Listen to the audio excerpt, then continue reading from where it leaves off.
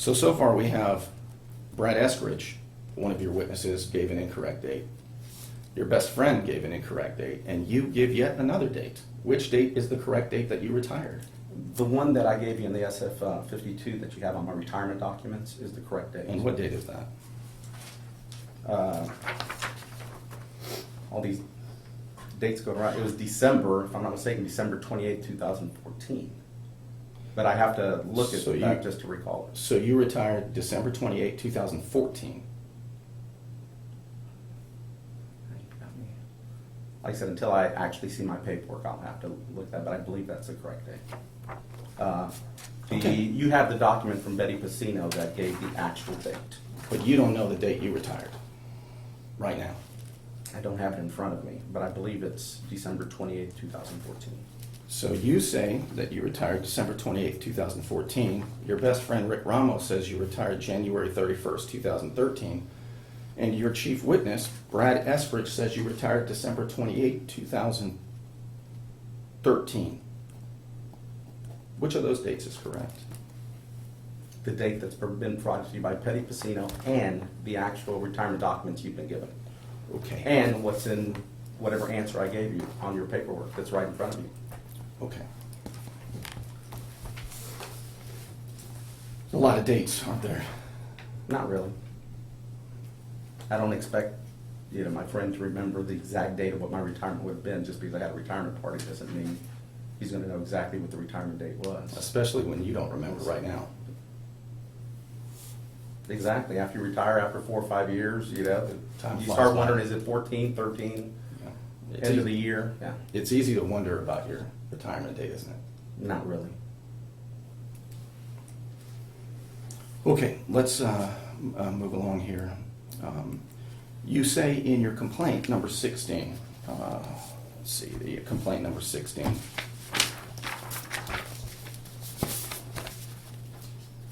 It's titled, Solis runs for city council.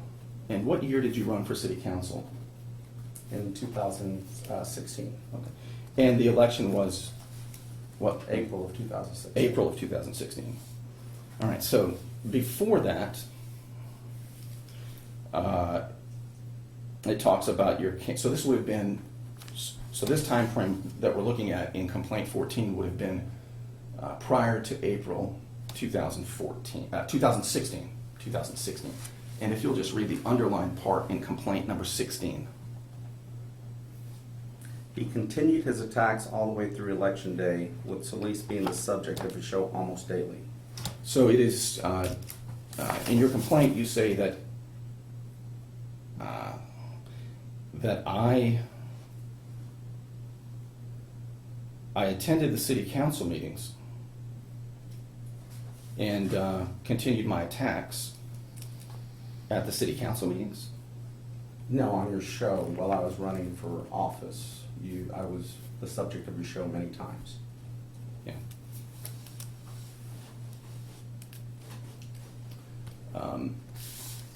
If we look at number 15, I'll begin it and then I'll hand it to you. It says, this is the complaint number 15. Thompson, who at the time was an unemployed radio host, decided to fight Solis's group. What group? Citizens for a New Panama City Beach. Okay. Which is what kind of organization? We were a grassroots organization. A nonprofit? Correct. What kind of, what was your status? I can't tell you. Was it a 501c3? I don't know. Okay. Were you an officer of that nonprofit? I was. What was your title? I believe I was secretary, I'm not sure. You were the secretary of Citizens for a New PCB. That's a big job. Not necessarily. Okay. All right. It says, Thompson, he favored keeping spring break. I'm reading number 15 of the complaint. So he was against the spring break changes proposed by Sheriff Frank McKeithen and others during the 4-month campaign. From March to June, to influence local county commissioners and city council, Thompson fought the changes at every city council meeting held. What year would that have been from March till June? That was 2015, March to June. And your contention is that I was at every city council meeting in 2015 from March till June, as it states in your complaint? It's my recollection, most of them. If I were not at every city council meeting from March till June, in fact, if I was at almost no city council meetings from March till June, would that change your complaint? Not necessarily, no. So whether I was there or not would not change your complaint? No, as you were at some of the meetings. It says every. Do you want to change that? I would have to look at videos to see which ones you were at and which ones you were not. And we'll be asking for that. Okay.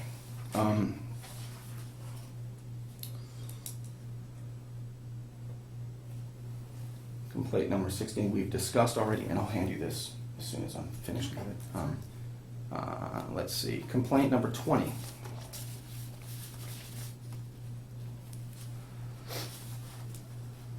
I've already asked you about this. This is Whitman's examination, and you've already told me that he saw your credentials that we'll talk about later. So, number 22, we've also talked about today.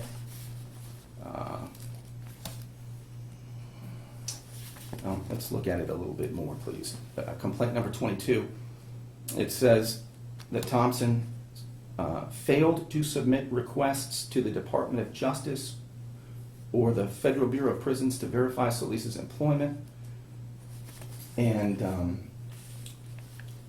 we've talked today about when I asked for your permission, because when I called they wouldn't give me your information, and you denied me permission, correct? The permission you gave Brad Eskridge, you denied me. Restate the question. Okay. Did you give Brad Eskridge permission to get your employment information that you refused to give me? Regarding what was in the letter, yes. Okay, thank you.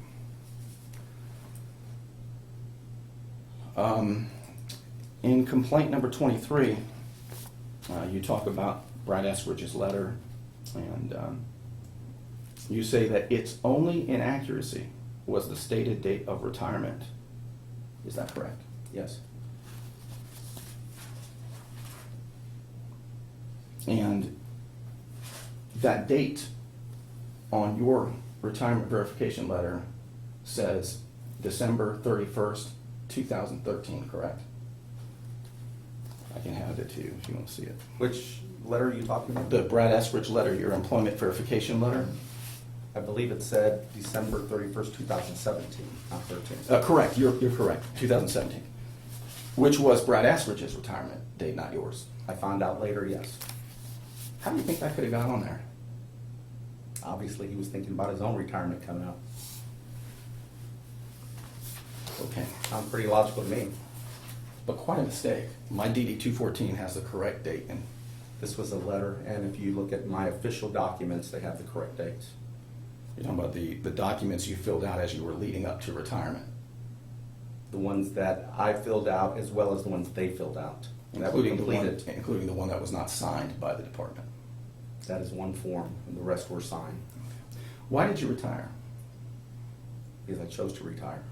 Is there a reason you stated that you chose to retire? That I stated Yeah. Did you state a reason for retirement? I wanted to actually move on and enjoy life after having worked hard and saved the proper way and been able to retire on the beach. Did you state in those forms a reason that you retired that's different than that?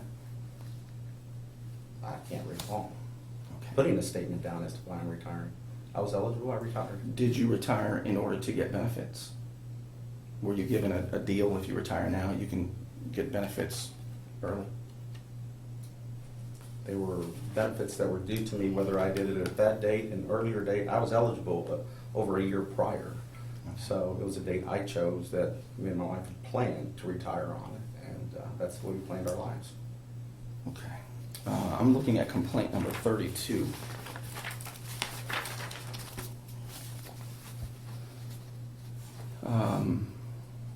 It says that you served approximately 26 years in federal law enforcement, is that correct? Correct.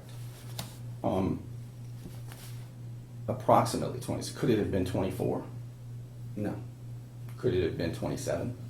It was 25 in about 11 months or so, or 11 and a half months, because I started January, retired in December, so there was a few days in between making it right at 26 years, within a few days. And while you were with the Federal Bureau of Prisons, part of your job assignment was maintenance work. I was an electrical foreman. Have you ever told one or more people that while you were with the Federal Bureau of Prisons that you did maintenance work?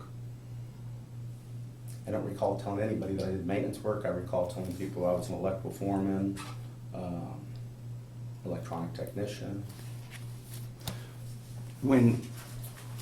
Before you ran for city council, well, let's talk about that. What motivated you to run for city council? Our citizens group had worked very hard for the changes in the spring break laws, and I feared that possibility it could be overturned, and therefore I decided to go ahead and run to ensure that the work that was done by the citizens remained intact. Were there any other reasons that you gave that motivated you to run for city council? I don't recall. Have you ever told one or more people that you believed that City Hall was not enforcing height restrictions, specifically height restrictions on your neighbor Ginny's Hatcher, and that was part of your motivation to run for city council? Have you ever told anybody that? I don't recall that. You don't recall that? Nope. Have you ever spoken in front of the city council prior to being a candidate and talking about that particular issue, the height of your neighbor's construction? I did. You did. And what did you tell the city council? That there was a violation of the building code. You were pretty passionate about that day. I saw the video, weren't you? Object to the form. Yes. Okay. Not sure where it's going, but Well, in that, did you make a statement that, to paraphrase the statement, that as a law enforcement officer, if you let people go who carry drugs, they might just keep on carrying drugs, so you really gotta hit them hard so they don't, to send a message? I don't recall if that statement was made in that meeting or was made in a meeting about spring break. I couldn't tell you. As a law enforcement officer, did you ever deal with people carrying drugs? Yes. Did you ever deal with people carrying drugs in the prison or outside the prison? Inside the prison. And did you arrest them for carrying drugs? They're detained and then put into confinement in another area in special housing unit. Who actually issues the punishment, the arrest or the ticket? Would it be a law enforcement officer? I have done the incident reports on that. I have been the one that confiscated. I have been the one that has,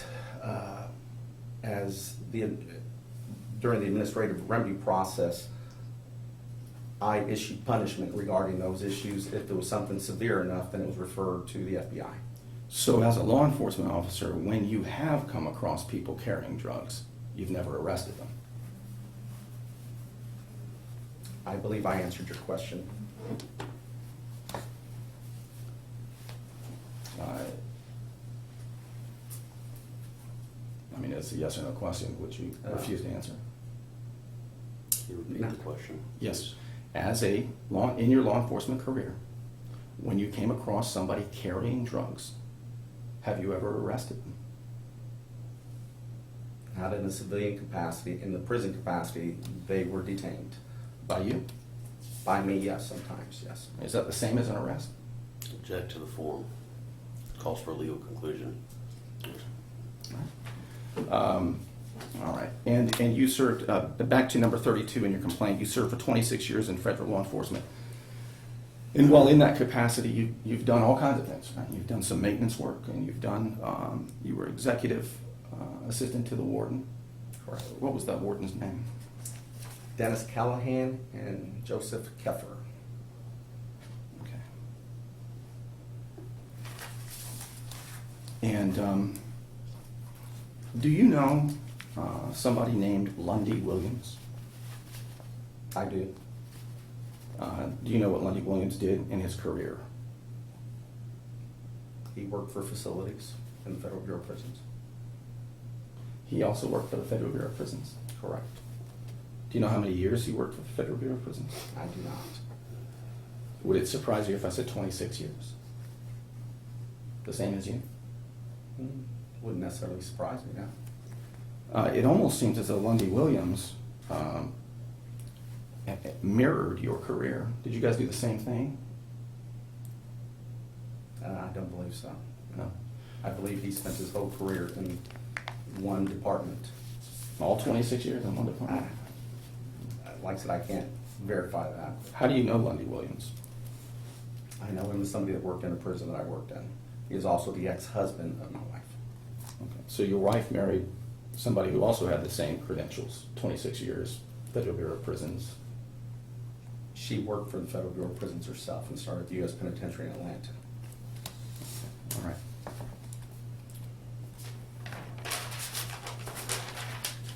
I'm looking at, Hey, I don't mean to interrupt, but do you mind if we take a 5-minute break? not at sometime? all, not at all. Rush the break. Yep. Okay, we're off record.